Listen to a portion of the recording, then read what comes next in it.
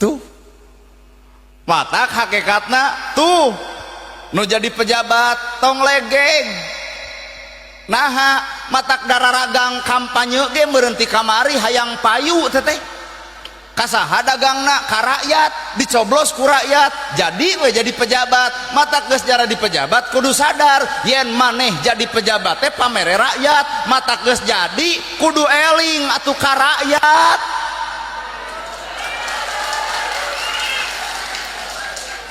Nah mata kamari baligo pagede-gede kampanye di alus-alus naon eta ngarah kabitaeun rakyat coblos ku ibu tegening kamari dicoblos jadi ayeuna teh si A si B jeung nepi ka si C sing sadar boga jabatan jara di pejabat lantaran ayana rakyat matak lain rakyat kudu hormat ke pejabat tapi pejabat nu kudu hormat ka rakyat. Nah apan moal jadi pejabat tanpa dicoblos rakyat.